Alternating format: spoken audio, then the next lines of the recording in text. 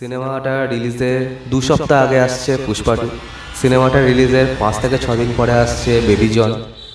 সিনেমাটা যেদিন রিলিজ করে সেদিন আছে সন্তান, এবং ওই টাইমের আশেপাশে আসছে লায়ন কিং। তো খাদানের জন্য the game is not so easy. Hey guys, WhatsApp. আজকের এই ভিডিওতে আমরা কথা বলবো যে খাদান সিনেমাটা কি আদৌ সেফ। প্রথমত দেখো, এই মুহূর্তে দাঁড়িয়ে অ্যাকশন সিনেমা কিন্তু খুবই কঠিন এই ইন্ডাস্ট্রিতে বানানো, সেটা দেব করে দেখিয়েছেন, তার জন্য তাকে সাধুবাদ জানাই। এবং অন্যদিকে যদি এই সিনেমাটা বাজেটের কথা কনসিডার করা হয়, সেটা কিন্তু খুব খুব খুব মাত্রায় বেশি। ঠিক আছে, সেটাকে রিকভার করার মতো মার্কেট এখানে হয়তো আছে, কিন্তু সেটার জন্য কিন্তু সিনেমাটাকে খুব ভালো হতে হবে, এক্সট্রাঅর্ডিনারি হতে হবে, এবং খুব বেশি ভাবে ওপেনিং নিতে হবে, এবং লং রানে কিন্তু সিনেমাটাকে চলতে হবে। এবার মজার বিষয়টা কি, যে খাদান এই যে সিনেমাটা, সেটা যেরকম একটা পর্যায়ে দাঁড়িয়ে আছে, সেটা কিন্তু খুবই একটা সুইট রিস্কি ব্যাপার। কারণ কি, এখানে খাদান যদি একবারে মানে ব্যাটে বলে হয়ে যায়, তাহলে কিন্তু খাদান পুরো আনস্টপেবল হয়ে যাবে, তার সামনে যেই আসুক তাকে কিন্তু খাদান হারিয়ে যাবে। কিন্তু যদি কোনোভাবে একটু এদিক ওদিক হয়ে যায়, একটুখানি কেঁপে যায় ব্যাপারটা, তাহলে কিন্তু সব শেষ খাদানের জন্য। কারণ খাদানের কয়েকদিন আগেই আসে পুষ্পা 2। লোকজনেদের অলরেডি টাকা পয়সা ডিসেম্বরের মাসে শেষ হতে হতে কিন্তু টাকা পয়সা শেষ হয়ে যাবে, অলরেডি ফিস্টি মিষ্টি থাকে সেই সময়, সবাই টাকা পয়সাটা কিন্তু ওই জন্যই বাঁচিয়ে রাখে, বিশেষ করে মফস্বলের লোকেরা। শহরতলির অডিয়েন্স এবার কিন্তু সন্তানকে বেশি প্রেফার করবে, মানে দেবের যে সেট অডিয়েন্স, সেটা কিন্তু পুরোপুরি এসবিএফের সিনেমাটার দিকে ঝুঁকে যাবে। দেব যে অডিয়েন্সটাকে 3-4 বছর ধরে বানিয়েছিল, সেটাকে কিন্তু এসবিএফ এবার কেটার করছে, ঠিক আছে, সন্তান সিনেমার মাধ্যমে।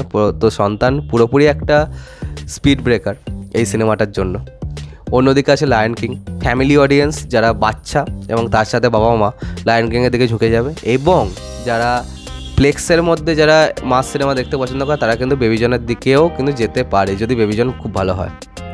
তাহলে সমস্যাটা কোথায় হলো? খাদানের জন্য কিন্তু সব দিক থেকেই সমস্যা।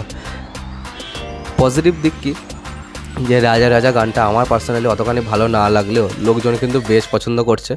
আমার এক্সপেকটেশন আরও অনেক বেশি ছিল। গানটা ওকে ওকে হলেও নাচটা কিন্তু আমার একদমই ভালো লাগেনি। হ্যাঁ, দেব অনেকদিন পর নেচেছে, তার জন্য দেখে খুব ভালো লাগছে, কিন্তু ছোটোবেলার যে হিরো দেব, তাকে যদি ভালো করে নাচতেই না দেখতে পাই, সেটা কিন্তু দেখে একদমই ভালো লাগছে না। এবং এটা পুরো বোঝা যাচ্ছে দেব যে আউট অফ প্র্যাকটিস হয়ে গেছে, সেটা কিন্তু বোঝা যাচ্ছে। যেমন আমরা অনেকদিন যদি পেন না ধরি হাতে, তাহলে লিখতে যেমন একটু অসুবিধা হয়, এক্ষেত্রে ব্যাপারটা ঠিক অনেকটা সেম। তো খাদান নিয়ে যেরকম এক্সাইটমেন্ট মানুষের মধ্যে আছে গ্রাউন্ড লেভেলে, সেটা কিন্তু খুব ভালো। মানে মানুষের মধ্যে কিন্তু মানুষ জানে যে খাদান বলে একটা সিনেমা আসছে, ঠিক আছে, খাদানে দেব আসছে, দেব অনেকদিন পর অ্যাকশন সিনেমা করছে, সেই যে ব্যাপারটা কিন্তু দেব কিন্তু এনশিওর করেছে। কিন্তু দেবের উচিত এবার কিন্তু প্রমোশনটাকে খুব বুদ্ধি করে করা। কেন কি, এখন কিন্তু আর সাউথ সিটি মলে গিয়ে বা আপনি মলে গিয়ে যদি প্রমোশন করে, তাহলে কিন্তু পুরোপুরি বাঁশ খেয়ে যাবে দেব।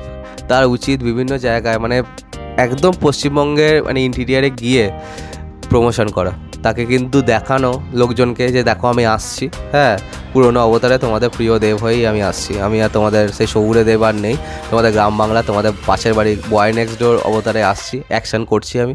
এটা কিন্তু বোঝাতে হবে, কারণ কি, তাহলে কিন্তু মানে ওই যে লোকটা, ওই যে হিউজ চাঙ্ক অফ অডিয়েন্সটাকে কিন্তু আনা যাবে। আর খাদান ইজ মেন্ট ফর সিঙ্গেল স্ক্রিনের হাল তো এই মুহূর্তে দাঁড়িয়ে খুবই খারাপ।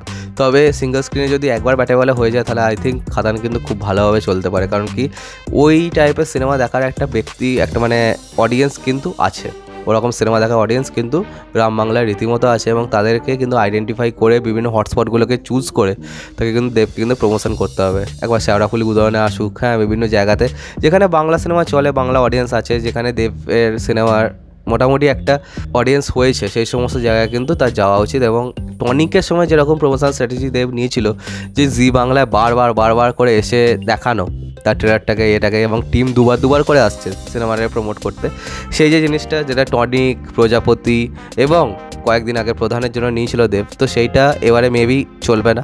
এবারে আরেকটুখানি আলাদা কিন্তু কিছু ভাবতে হবে।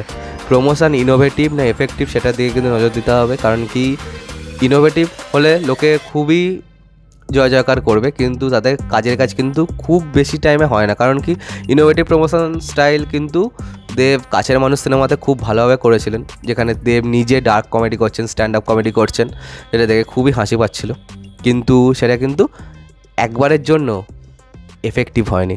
কিন্তু অন্যদিকে টনিকের যে প্রমোশনাল স্টাইলটা, সেটা কিন্তু খুব বেশিভাবে এফেক্টিভ। তো এবার দেখা যাক যে কী করেন দেব, এবং খাদানের এই চাপ কমে নাকি, কারণ খাদান নিয়ে আমি খুব বেশিভাবে আশাবাদী, খাদানকে ভালো হতেই হবে, নাহলে কিন্তু এরকম সিনেমা থেকে একদম ভুলে যেতে হবে। তো চলো আজকে ভিডিওটা এখানে শেষ করলাম। কমেন্ট করে জানাবে তোমাদের কী রিয়াকশান এই ভিডিওটা দেখে, আর সাবস্ক্রাইবটা প্লিজ করে দাও যাতে আমার সাথে তোমাদের আবার দেখা হয়। Bye bye.